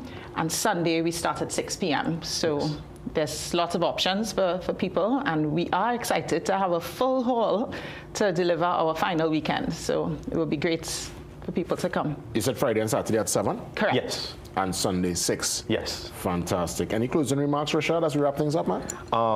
So for closing remarks, I want to tell everybody this is a show you don't want to miss out on. It's extremely relatable. It's about us trying to just go through life and how we're going to get over what we're going to encounter. So just remember, dreams take flight. We have the 3 shows. Come out, you're going to enjoy it, you're going to laugh, you're going to cry, you're going to have a great time. And the time's going to fly, and you're going to want more. So come to the first, the second, and the third show. That's right, that's right. And it's going to be a smooth flight. It's going to be amazing. Lou John the Gifted and a truly tremendous, talented cast of dancers. And I know they said McFarlane did the backdrop and all. Yes. Yeah. Cool stuff. Very cool stuff. Up. Yes. Leslie and Richard, all the best, guys. And congrats in advance for this weekend. Thank you. Respect and manners. We're going to take a quick one. Quick as the word, and we come back much more as we work our way to 8 o'clock. See you soon.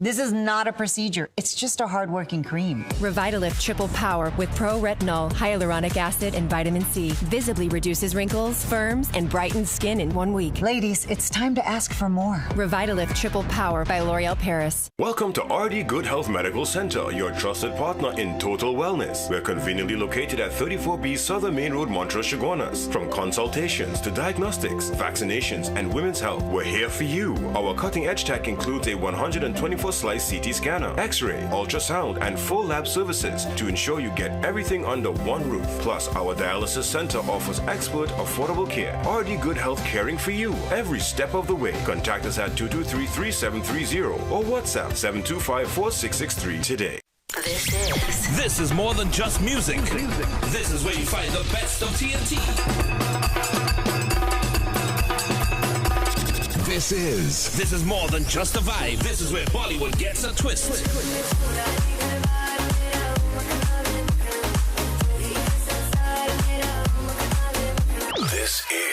This is more than just energy. This is Bhangra and indie pop too.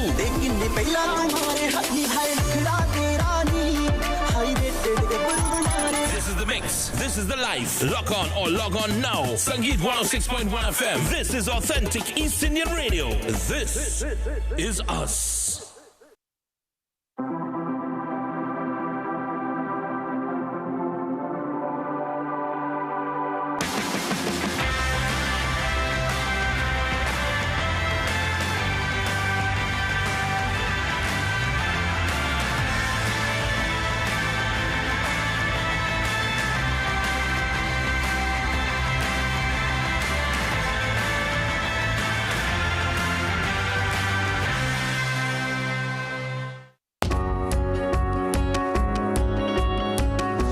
Sportsmanship is when an athlete walks off the court and you can't tell if he won or lost because he carries himself with pride either way. This quote is an embodiment of sport, and for me, sport is an embodiment of life. We are where you are.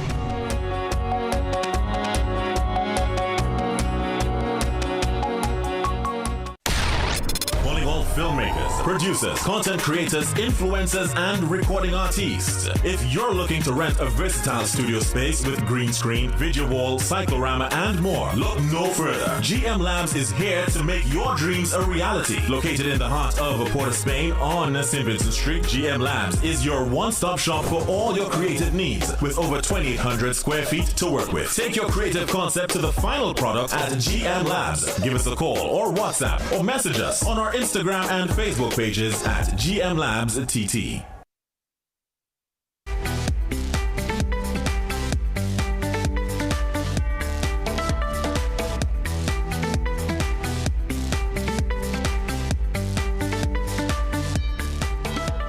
Welcome back. I'm always happy to bring information to you. And again, this is regarding a very important coming together. It's the National Ancestral Festival happening 7 days from now, next Wednesday, Wednesday the 24th, in Lupino.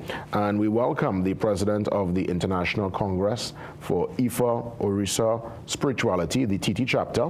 A matter of fact, we have the president and vice president with us this morning. But firstly, we welcome President Baba Awusanmi here with us this morning. Thank you. Sawa man. Sawa. That's right. And also your Vice President, Baba Ifa Komio. That's right. Firstly, as we get into the discussion, the title Baba, what does it mean for those looking on? Father. Right? Baba. It's fantastic. Yes. And in terms of the organization itself, before we even get into the National Ancestral Festival, tell me some more about the Congress and the TT chapter and the work that is being done. Okay, so the organization is not only embodied here, but is embodied in different countries. There are different countries. We are the chapter for Trinidad. The main chapter is in Nigeria, in Yorubaland. All right. We here, our mission statement, one, is to re-educate our people based on our spirituality and taking it back to where the source it came from, which is Yorubaland. We also have academics and also trade that is offered within the organization to help our less fortunate youths within the community and within the part of spirituality and stuff and things. And so we have air conditioning, refrigeration, we have electrical, we have plumbing, we have masonry, we have math and English, also sharing teachings of the spirituality, the source of where the spirituality came from, the origins. And you know, it's such an important conversation at this point in time. I mean, I think everyone will go on their own personal quest, their own personal journey. Yes, you can be guided by sometimes what you see on YouTube or on the internet, but I think once you're in an organization where there is now a guided almost education process, a guided journey. So it won't just be all over the place then. Yeah, right. I think that's important. And for those looking on, let me bring Baba Ifa Komio into the conversation, the Vice President. How could folks join? How could they be part of what's happening? This is post-festival next Wednesday. So we have individual membership and we have organizational membership. As an individual, you will be aligned to an organization because we need responsible and accountable persons in our tradition. Far too long we have unaccountability for spiritual practices, especially Ifa Orisha in Trinidad and Tobago. So we have our Facebook, Instagram, TikTok page where we have the links for individuals to register, and shrines, organizations that would like to also be a part, they have a different registration, and that link is also online. Why register with us? Because it encourages a unity, a community, and representation. It allows for one voice and to be connected not only in Trinidad and Tobago. We have chapters in Brazil, we have chapters in even in Germany. Okay. We have different chapters all over. You become part of a global village. Yes. As it were. Let me bring Baba Awusanmi back into the conversation. What part of Lupino will the Ancestral Festival take place next week, and how can one attend? What's the process to be part of it? And give me the timing. Right, so we are starting at 10:30 a.m. It is in the Emancipation Lupino grounds in Aruca. Anyone could attend because we all have ancestors. We all, everywhere, whatever religious belief that you believe in, we all have ancestors that we know at that day we are paying respects, because we also have the indigenous people from Arima, High Arima, also would be there to also do some formality of smoke ceremony or whatever also. So it's not that it's only based on Ifa Orisha people, but we are connecting with ancestors. So it's a formality of ancestral recognition.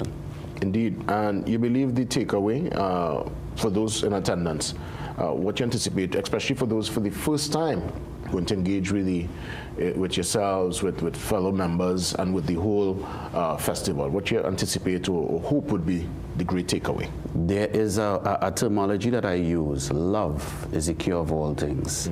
And in relation to love, connecting with our ancestors and venerating our ancestors, that love would be expanded and connected to each and every one, not only for the community base, within who is there, but making that connection with other wider part of Trinidad and Tobago. Indeed. I'll let the Vice President give us a closing remark. Well, on that day we'll be having various spiritual and cultural observances, because what persons may acknowledge as ancestral rights may also be something that is also practiced even in the regular day. So things like what is a bongo, a wake night, a lot of these practices, a lot of people don't know how to keep it, what is done, why it is done. We have something called a saraka. Many things that would have entered mainstream life but has been watered down and put on stage and not given due to why it was done, the context. And we are trying to bring context back in so that we understand we are going through how much years as a republic, and we can't even acknowledge our own people, our own progenitors, and beg for that, not even beg, but plead for that healing of the country, healing of the nation, because as a republic, we don't only have Africans, we have East Indians, we have indigenous, we have the Chinese, we have Portuguese, we have various, we are a rainbow country. And we are not only calling the African ancestors, everyone may have something within our blood because we are Trinidad and Tobagonians. So we are calling on the ancestors to bring healing, to bring guidance, to bring love. Because we are going through certain times. And it's like another day of prayer. Well, Baba, I want to say thank you so much. Great conversation, strong words, strong advice, and I implore those looking on this morning, take some time out of your schedule and be part of what's going to transpire 7 days from now in, well, this is Lupino, but it's really like a ruka by the grounds. All right, put yourself in a gear for this, the first national, that's right, Ancestral Festival. Gentlemen, thank you for pleasure. Thanks for being here. Thank you. For sure. We head to the Zoom line for the final conversation, and we touch base with a festivity that's happening out there in New York this weekend. Stand by.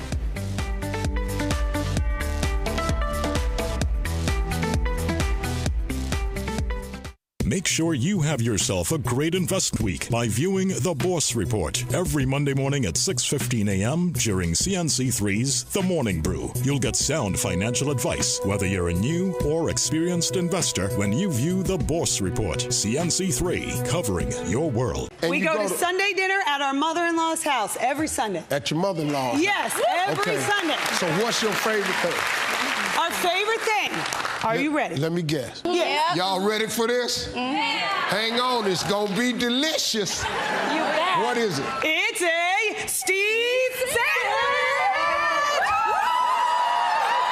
Don't miss the fun and laughter on Family Feud. Weekdays at 5:30 p.m. only on CNC3.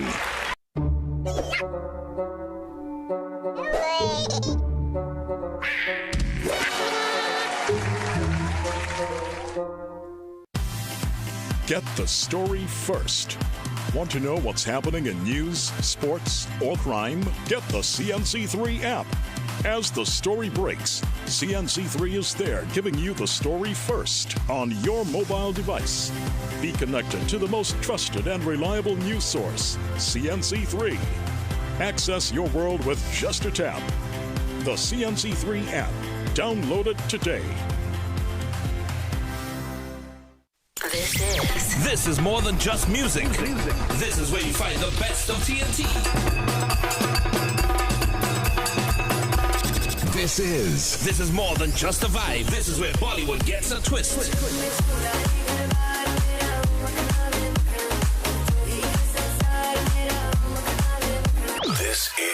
This is more than just energy. This is Bhangra and indie pop too.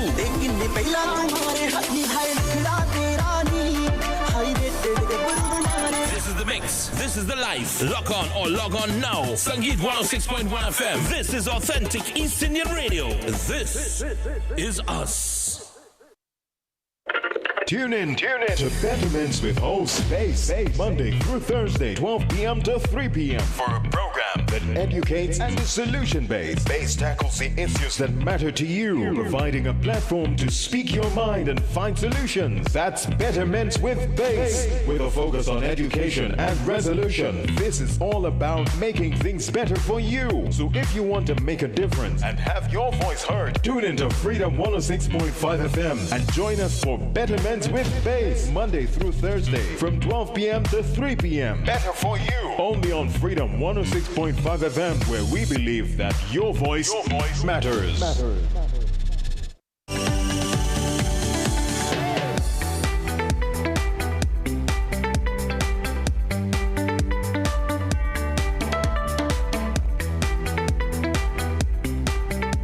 This Saturday there in New York City, it's going to be a story of culture and glamour, and it all culminates with the Runway Gala.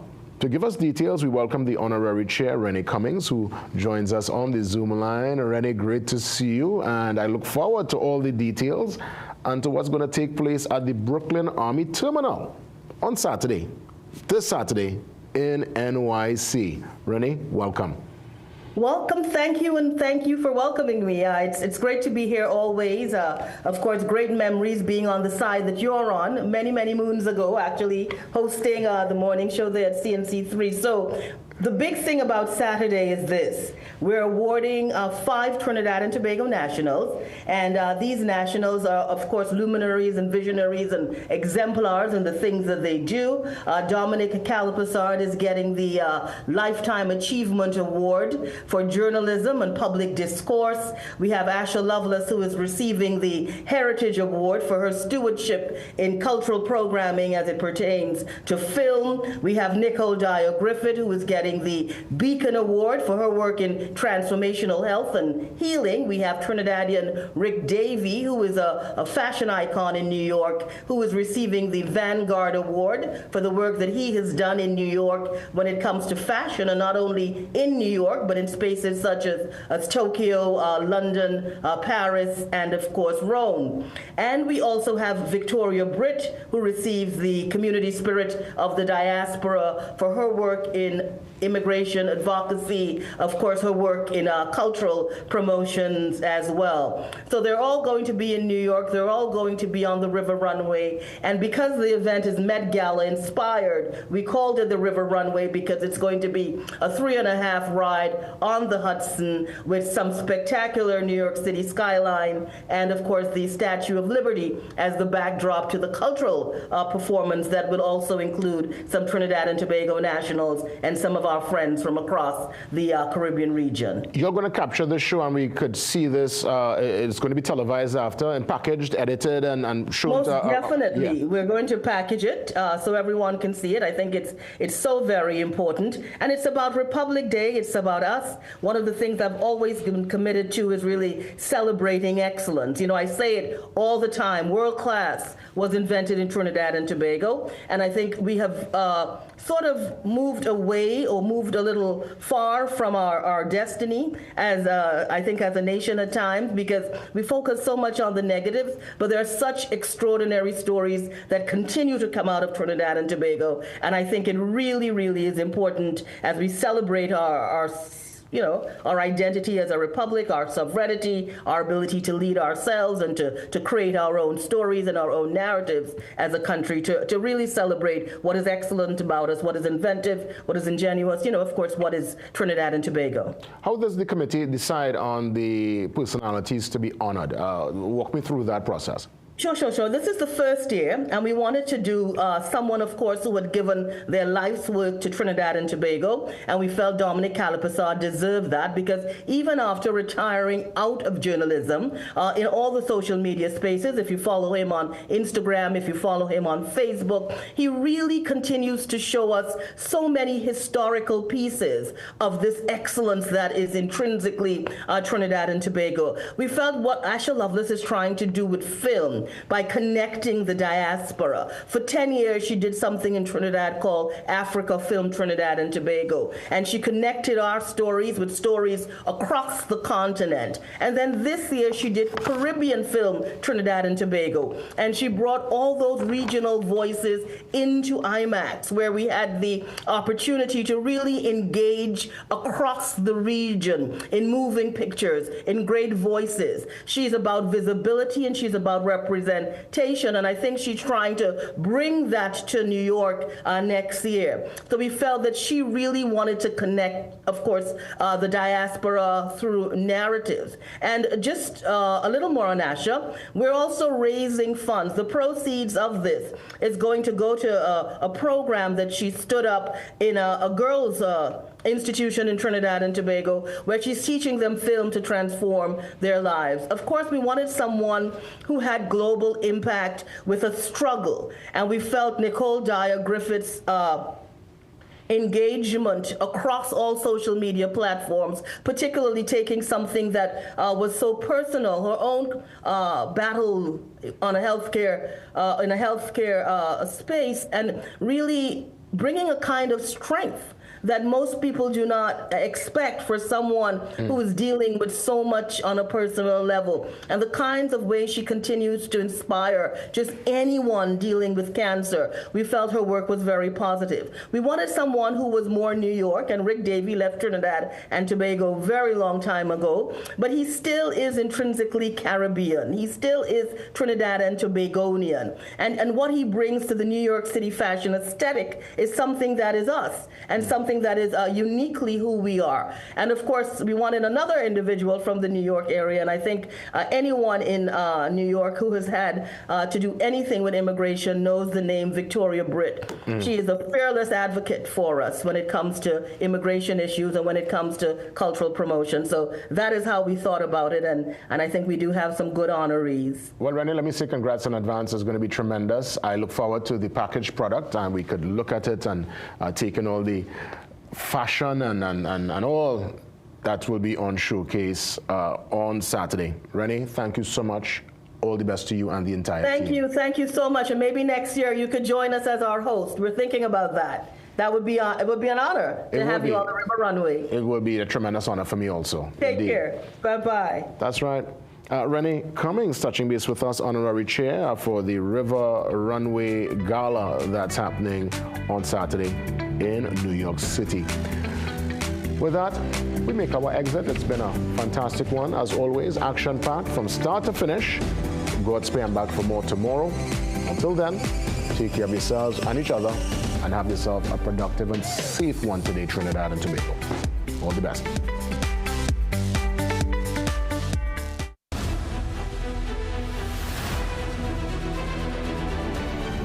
The Morning Brew is brought to you by Omega XL.